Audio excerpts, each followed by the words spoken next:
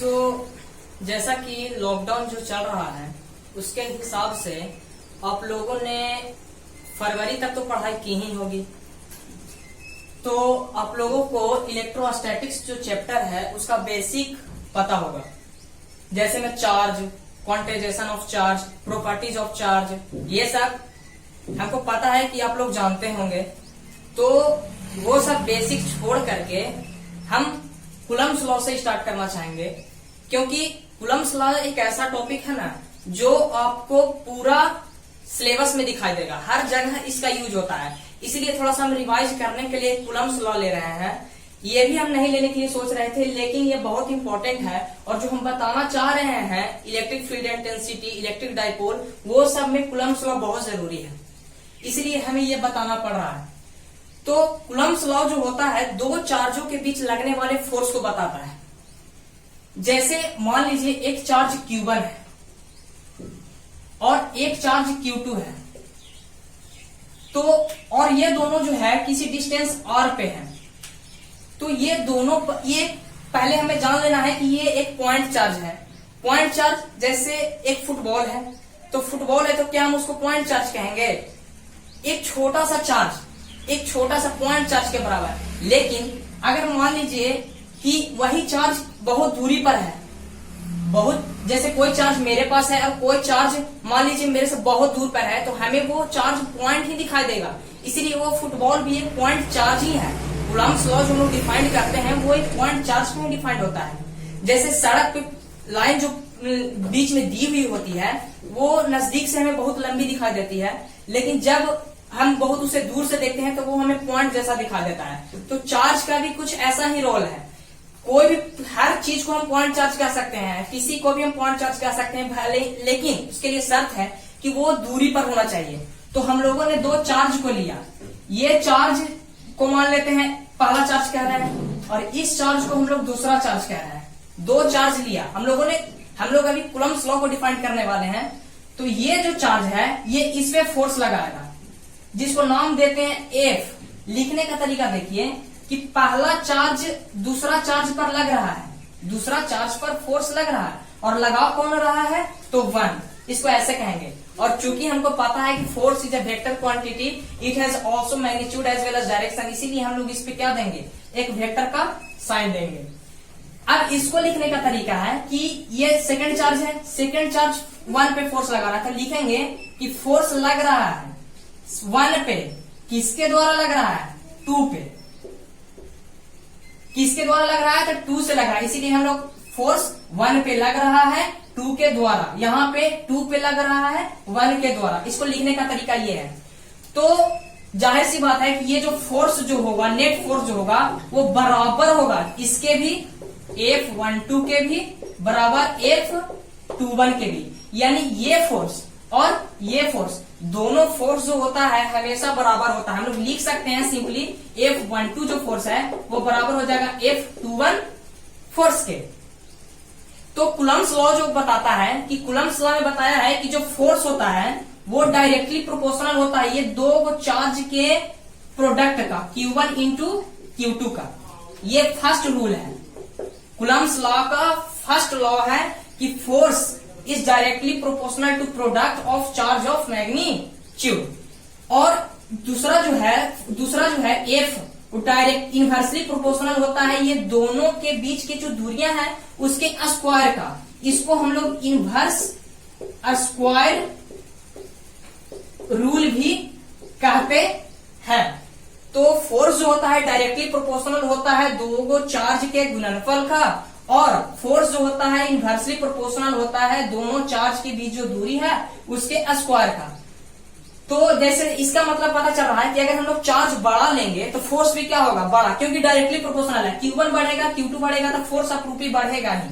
और अगर दोनों बीच के डिस्टेंस को हम ज्यादा करते हैं तो फोर्स घटेगा, क्योंकि इनवर्सली प्रोपोर्शनल है। अगर ये बढ़ता है तो मेरा ये घटेगा। तो इसको मिला करके लिख सकते हैं कि F is directly proportional to Q1 Q2 by R square. और हम लोग रूल जानते हैं कि जब भी प्रोपोर्शनलिटी हटाते हैं तो हम लोग एक कांस्टेंट देते हैं। तो कांस्टेंट देंगे F is equal to K Q1 Q2 by R square, जहां पे के जो है एक यूनिवर्सल कांस्टेंट नहीं है, लिख लीजिए, के is not a universal constant. Universal constant हम लोग उस कांस्टेंट को कहते हैं जो जिसका मान कभी बदलता ही नहीं है, उसका एक फिक्स वैल्यू होता है। लेकिन यहाँ पे के जो है उसका वैल्यू हमेशा बदलेगा, ठीक है। ये के का वैल्यू जो होता है, द वैल्यू ऑफ के डिपेंड्स ऑन मीडियम। ये जो के का जो मान है वो मीडियम पे डिपेंड करता है, इसका मान हमेशा बदलते रहेगा, ये एक यूनिवर्सल कांस्टेंट नहीं है, ठीक है। तो हम लोग सिंपली जो करते हैं, जहां पे जैसे हम लोग स्पेस में रहते हैं तो ज्यादातर चार्ज जो होती है स्पेस में ही रखी जाती है। हम लोग मान लेते हैं कि एयर और वैक्यूम के लिए जो के का जो वैल्यू होता है वो 9 इंटू 10 टू दी पावर 9 होता है। के का वैल्यू कितना होता है? 9 इंटू 10 टू दी पावर 9 होता है। और अलग अलग मीडियम के लिए, जैसे वाटर के लिए के का मान अलग होगा, जैसे ऑयल के लिए के का मान अलग होगा, तो ये मान हमेशा बदलते रहता है। थोड़ा सा हम इस पे और चर्चा करना चाहेंगे कि जैसे देखिए दो चार्ज है, Q1 है, एक Q2 है, फर्स्ट चार्ज सेकंड चार्ज। मैंने बताया कि ये जितना इस पे फोर्स लगाएगा वही इतना इस पे फोर्स लगाएगा। तो हम ये पूछना चाह रहे हैं कि अगर Q2 चार्ज जो है Q1 पे फोर्स लगा रहा, क्या इधर नहीं लगा सकता? क्या ये Q1 चार्ज जो है Q2 पर इधर फोर्स नहीं लगा सकता? नहीं।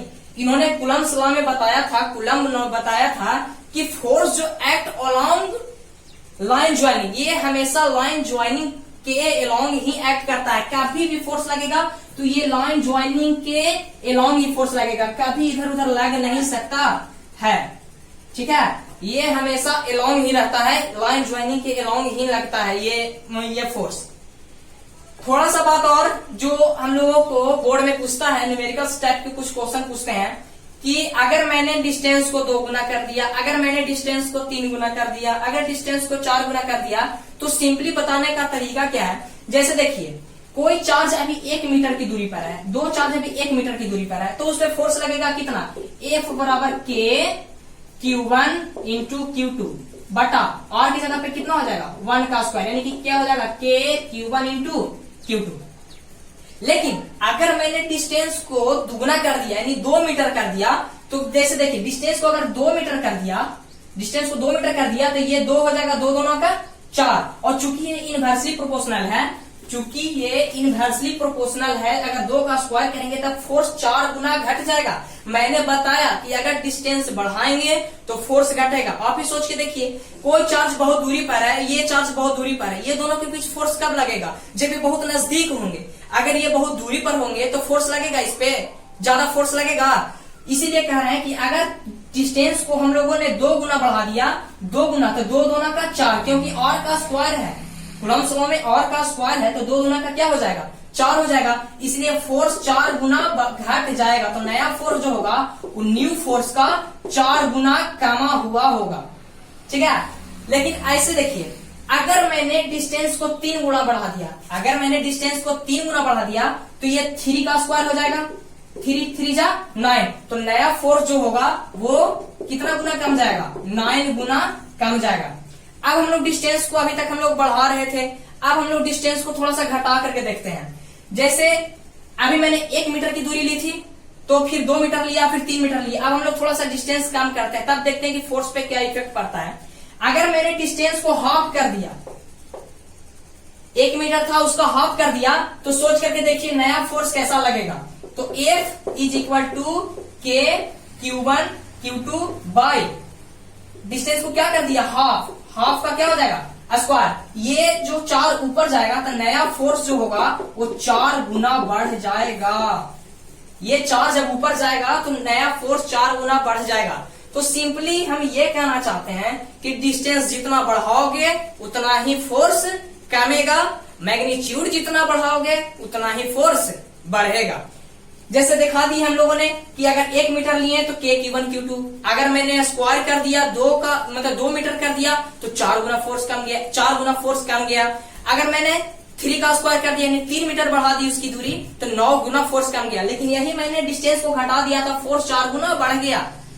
ठीक है, तो ये कूलम्ब्स लॉ का जो है बेसिक है, इसको आप लोग समझने की कोशिश कीजिएगा। और मैंने अभी इसके बारे में पूरा नहीं बताया है। के का मान जो होता है इसमें आप लोगों को अभी परमिटिविटी आएगा, परमिटिविटी ऑफ फ्री स्पेस आएगा, फिर क्या होते हैं रिलेटिव परमिटिविटी आएगा।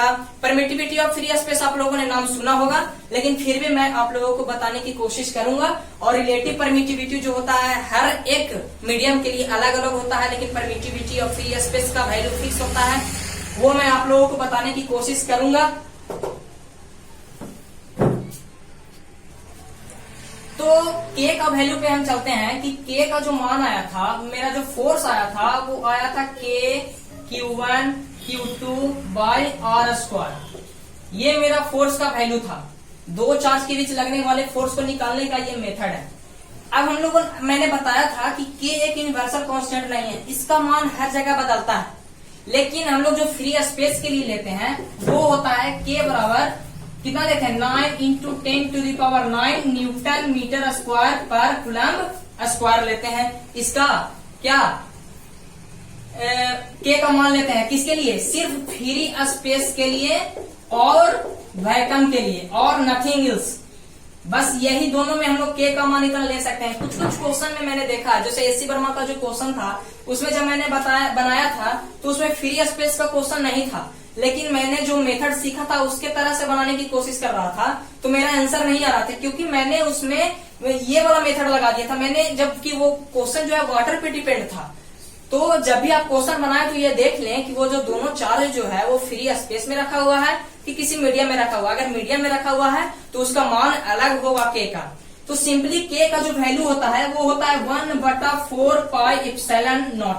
किसके लिए, ओनली फॉर फ्री स्पेस। हम लोग जो 12th बोर्ड में पढ़ते हैं ना उसमें ज्यादातर हम लोग क्या करते हैं एप्सिलॉन नॉट यानी कि फ्री स्पेस और वैक्यूम की ही ज्यादा बात करते हैं, ज्यादा हम लोग और किसी मीडियम पर बात नहीं करते, इसलिए हम लोग इसका मान याद किए हुए रहते हैं। ठीक है, जहां पे एप्सिलॉन नॉट का मान होता है 8.85 इंटू 10⁻⁻12। अब मैं इसके ऐसा यूनिट पर बात करूंगा। तो क्या करते हैं ना कि ऐसा यूनिट याद करते हैं। ऐसा यूनिट याद करने की चीज नहीं है, आपको बस फॉर्मूला ध्यान में रखना है। किसी भी प्रकार की ऐसा यूनिट आप निकाल सकते हो। तो जैसे अगर मैं ऐसा यूनिट निकालने की बात करूं तो मैंने जो ये वाला लगाया है इसके जगह पे मैं लिख सकता हूं F बराबर के यानी 1/4 pi epsilon naught Q1 Q2 by R square. Epsilon naught अगर यहां जाएगा तो फोर्स यहां आएगा क्रॉस मल्टीप्लीकेशन से, तो एप्सिलॉन नॉट बराबर क्या हो जाएगा 1/4 pi F Q1 Q2 by R square. और हम लोग जानते हैं कि किसी भी न्यूमेरिक वैल्यू का कोई भी यूनिट नहीं होता है, तो हम लोग इसको क्या करते हैं नेग्लेक्ट कर सकते हैं। तो कूलम्ब ये क्या है, चार्ज है, चार्ज है तो चार्ज का कूलम्ब, चार्ज का कूलम्ब, तो क्या हो जाएगा कूलम्ब स्क्वायर। नीचे है 4 पाई का तो नहीं होगा, फोर्स का कितना हो जाएगा न्यूटन, और लेंथ का ऐसा क्या होता है मीटर, न्यूटन मीटर स्क्वायर यानी एप्सिलॉन नॉट का मान होता है कूलम्ब स्क्वायर पर न्यूटन मीटर स्क्वायर। ये जो सिर्फ एप्सिलॉन नॉट का इतना मान होता है, लेकिन ये जो पूरा वैल्यू है 1/4 पाई, ये सबको कैलकुलेशन करके हम लोग के का value 9 into 10⁹ newton metre square पर कूलम्ब स्क्वायर लिखते हैं। कहीं भी आप के का डायरेक्ट वैल्यू ये भी लिख सकते हैं, लेकिन जरूरत पड़ने पर एप्सिलॉन नॉट का मान चूंकि न्यूमेरिकल सोल्व करने होता है ना, तो उसमें इजिली सोल्व करने के लिए हम लोग एप्सिलॉन नॉट का मान देते हैं। ऐसे आप लोग के का डायरेक्ट मान ये भी दे सकते हो। और ऐसा यूनिट ध्यान रखिएगा कूलम्ब स्क्वायर पर न्यूटन मीटर स्क्वायर, ये होता है किसका, एप्सिलॉन नॉट का।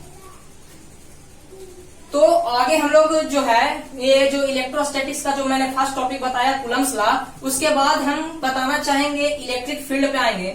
तो इलेक्ट्रिक फील्ड जो है इसी पे बेस्ड है, कूलम्ब्स लॉ पे बेस्ड है। जैसे मैंने अभी बताया कि दो चार्ज जब होते हैं किसी डिस्टेंस पे, तो वो दोनों चार्ज के बीच फोर्स लगता है, और वो फोर्स कैसे लगता है, that's why region electric field is the region. इसीलिए दोनों के बीच क्या होता है, फोर्स लगता है। कैसे, जो मैं बताता हूं।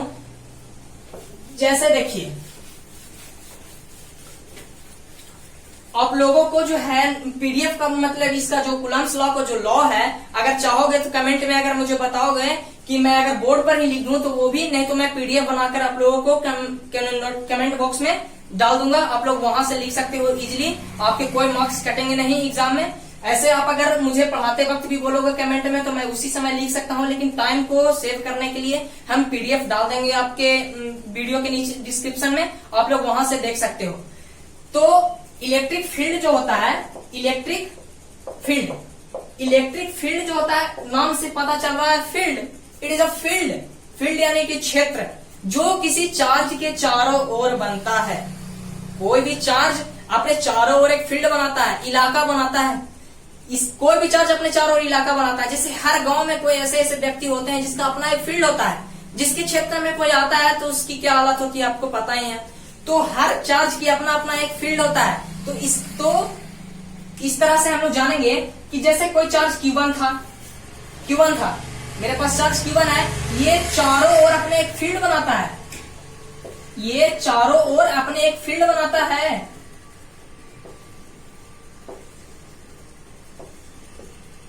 ये चारों ओर अपने एक फील्ड बनाता है, ठीक है। जब हम लोग इसमें किसी दूसरे चार्ज को Q0 चार्ज, जनरली हम लोग Q0 चार्ज लेते हैं, इजिली मतलब इसका उपयोग ज्यादा किया जाता है। जब हम लोग Q0 चार्ज को इसके फील्ड में लाते हैं, जब जैसे ही इसके फील्ड में आता है तो इसमें एक फोर्स लगता है, वही फोर्स इलेक्ट्रोस्टैटिक्स फोर्स, जिसको हम लोग कूलम्बियन फोर्स भी कह सकते हैं। तो जैसे ही ये चार्ज इसके फील्ड में आता है तो ये जो चार्ज है इस पे एक फोर्स लगाता है। इसी फोर्स को हम लोग कूलम्बियन फोर्स अभी कह रहे थे, इसीलिए मैंने वो बताना जरूरी समझा था, क्योंकि इलेक्ट्रिक फील्ड को समझने के लिए कूलम्ब्स लॉ को जानना बहुत ही जरूरी है। क्योंकि फोर्स जो है और इलेक्ट्रिक फील्ड एक दूसरे से कंबाइन है। अभी हम उसका थोड़ा सा, जब हम लोग इलेक्ट्रिक फील्ड इंटेंसिटी पढ़ेंगे ना, तो वो दोनों का जो कम्बिनेशन है कैसे होता है, एक E बराबर F/Q, वो हम लोग जानेंगे। Electric field intensity by force बराबर test charge. What is test charge? तो इसमें इलेक्ट्रिक फील्ड में हम लोग चार्ज को जनरली दो तरह से पढ़ते हैं। चार्ज को हम लोग जनरली दो तरह से पढ़ते हैं। एक होता है source charge and second one is test charge. Source charge ये आप लोगों को जानना बहुत ही जरूरी है, क्योंकि कभी भी आपको, जैसे आप कोई भी चीज देखते हो, किताब उताब में देखते हो ना, तो उसमें क्या होता है, सोर्स चार्ज और टेस्ट चार्ज के बोल के न्यूमेरिकल देता है, ठीक है। तो source charge the point charge which produce electric field, वैसा चार्ज जो इलेक्ट्रिक फील्ड प्रोड्यूस कर रहा है। तो यू कैन सी कि यहाँ पे जो चार्ज है Q1 वो इलेक्ट्रिक फील्ड प्रोड्यूस कर रहा है, एंड टेस्ट चार्ज जिसपे फोर्स लग रहा है, तो किस पे फोर्स लग रहा है, ये मेरा Q0 चार्ज है, उस पे फोर्स लग रहा है, ठीक है। ये चार्ज प्रोड्यूस कर रहा है इलेक्ट्रिक फील्ड, तो ये सोर्स चार्ज हो गया। जो प्रोड्यूस इलेक्ट्रिक फील्ड करेगा वो मेरा सोर्स चार्ज हो जाएगा, और जिसपे लगेगा वो मेरा टेस्ट चार्ज हो जाएगा। तो ये मेरा सोर्स चार्ज, ये मेरा टेस्ट चार्ज, ठीक है। और ये दोनों के बीच क्या लगता है, फोर्स। चार्ज को हम लोग जनरली दो तरह से पढ़ते हैं, सोर्स चार्ज और टेस्ट चार्ज। तो इलेक्ट्रिक फील्ड को हम लोग डिफाइन करेंगे कि region around charge particle in which A charge particle is brought out, it experiences a force. किसी भी चार्ज के अराउंड जब कोई किसी भी चार्ज के, जो हम जानते हैं कि इलेक्ट्रिक फील्ड बनाता है, उसमें जब किसी चार्ज को लाते हैं तो उसमें एक फोर्स लगता है, उसी फील्ड को हम लोग इलेक्ट्रिक फील्ड कहते हैं। Electric field is a space, but we have to define a new term, electric field intensity, because electric field intensity ही हमें जानना है किसी भी पॉइंट पे। और याद रखिए, इलेक्ट्रिक फील्ड इंटेंसिटी हमेशा किसी पॉइंट पे ही लगता है। तो इलेक्ट्रिक फील्ड के बाद अगर आप लोग को समझ में आ गया, लेकिन उससे पहले इलेक्ट्रिक फील्ड इंटेंसिटी समझाने से पहले मैं आपको बताऊंगा कि कोई भी चार्ज इलेक्ट्रिक फील्ड प्रोड्यूस कैसे करता है। जैसे मान लीजिए कोई चार्ज है, पॉजिटिव चार्ज है, तो पॉजिटिव चार्ज है तो उसका इलेक्ट्रिक फील्ड इस तरह से होता है, आउटवर्ड होता है, रेडियली आउटवर्ड, इस तरह से उसका इलेक्ट्रिक फील्ड होता है, ठीक है। किसी भी चार्ज का इलेक्ट्रिक फील्ड जो होता है, जैसे और क्या चार्ज, पॉजिटिव चार्ज का इलेक्ट्रिक फील्ड जो होता है वो रेडियली आउटवर्ड होता है, ठीक है। और कोई भी नेगेटिव चार्ज है उसका जो होता है इलेक्ट्रिक फील्ड वो रेडियली इनवर्ड होता है, उसमें इस तरह का फील्ड बनता है, इस तरह का फील्ड बनता है किसी भी नेगेटिव चार्ज में। तो आपको ये ध्यान रखना है। और इलेक्ट्रिक फील्ड का जो डायरेक्शन होता है वो मैं बताऊंगा इलेक्ट्रिक फील्ड इंटेंसिटी में, लेकिन थोड़ी सी बात बता दूं कि इलेक्ट्रिक फील्ड का इंटेंसिटी का जो डायरेक्शन होता है is always in the direction of force, हमेशा फोर्स के डायरेक्शन में ही होता है। जैसे हम लोगों ने पढ़ा है, प्लस प्लस में रिपल्सन होता है, प्लस माइनस में अट्रैक्शन होता है, तो जिस तरफ फोर्स लगता है उसी तरफ इलेक्ट्रिक फील्ड का डायरेक्शन ही होता है, ठीक है। ध्यान में रखिएगा कि इलेक्ट्रिक फील्ड का डायरेक्शन हमेशा फोर्स के डायरेक्शन में ही होता है। तो अब हम लोग जानेंगे इलेक्ट्रिक फील्ड इंटेंसिटी, जो हम लोगों को, आप लोगों ने पढ़ा हुआ यूनिट डायमेंशन, जब आप क्लास 11th का फर्स्ट चैप्टर पढ़ रहे होगे तो उसमें आया था इलेक्ट्रिक फील्ड इंटेंसिटी, लेकिन उस समय हम लोग इसके बारे में अच्छे तरह से नहीं जाते थे, इसीलिए हमें वो चैप्टर जो थोड़ा बोरिंग लगती है, क्योंकि उसमें सबका ऐसा रेट निकालना पड़ता है, लेकिन उसका फॉर्मूला तो हम लोग रखना पड़ता है, याद नहीं रहता है। लेकिन अब हम लोग इलेक्ट्रिक फील्ड इंटेंसिटी को डिफाइन करेंगे, तो हम सिंपल वे में बताना चाहेंगे कि इलेक्ट्रिक फील्ड इंटेंसिटी बराबर हो जाएगा फोर्स के, बराबर हो जाएगा फोर्स के, जब हम लोग दो चार्ज है तो एक चार्ज जो सोर्स चार्ज है, वो सोर्स चार्ज जो प्रोड्यूस कर रहा है इलेक्ट्रिक फील्ड, टेस्ट चार्ज को जब हम लोग +1 कूलम ले लेंगे, तब जो फोर्स लगेगा वही हो जाएगा इलेक्ट्रिक फील्ड इंटेंसिटी के बराबर। तो कैसे डिफाइन करेंगे? Electric field intensity at a point in the electric field of a source charge is defined as the force experienced by unit positive charge, यानी कि इलेक्ट्रिक फील्ड इंटेंसिटी फोर्स के बराबर हो जाएगा जब हम लोग टेस्ट चार्ज को +1 कूलम कर देंगे। जैसे कोई चार्ज है Q, जैसे कोई चार्ज है Q, और हम लोग टेस्ट चार्ज Q0 लेते थे ना, उसको जब हम लोग +1 कूलम कर देंगे, जब हम लोग +1 कूलम कर देंगे, तो अब जो ये दोनों के बीच फोर्स होगा क्या हो जाएगा? K Q1 और Q2 क्या हो जाएगा? 1 बटा दोनों के बीच का डिस्टेंस R है तो R², तब जो फोर्स होगा वो इलेक्ट्रिक फील्ड के बराबर ही होगा।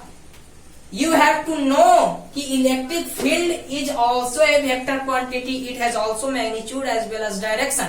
तो हम लोग कभी भी इलेक्ट्रिक फील्ड बनाने में थोड़ा सा प्रॉब्लम होती है, लेकिन जब आप लोग पोटेंशियल पढ़ोगे ना, उसमें आपको खुशी मिलेगी, क्योंकि electric potential is scalar quantity, उसमें ना तो डायरेक्शन की जरूरत है, उसमें आप लोग सिंपली यूज कर सकते हो। लेकिन इलेक्ट्रिक फील्ड इंटेंसिटी एक वेक्टर क्वांटिटी है जिसमें हम लोग को डायरेक्शन भी देखना पड़ता है, तो हम लोग ध्यान से थोड़ा सा सोल्व करते हैं इलेक्ट्रिक फील्ड इंटेंसिटी वाले क्वेश्चंस को। तो हम लोग इसका एक टर्म बनाते हैं, एक कॉम्बिनेशन बनाते हैं, इलेक्ट्रिक फील्ड और फोर्स कैसे डिपेंड है। तो इलेक्ट्रिक फील्ड किसके बराबर हो जाता है? फोर्स के बराबर हो जाता है जब हम लोग Q0 को कितना मान लेते हैं? 1 कूलम मान लेते हैं। तो ये मेरा हो जाएगा इलेक्ट्रिक फील्ड और फोर्स में रिलेशन। इलेक्ट्रिक फील्ड और फोर्स में रिलेशन क्या हो जाता है? E = F/Q, यानी F बराबर कितना हो जाएगा? EQ।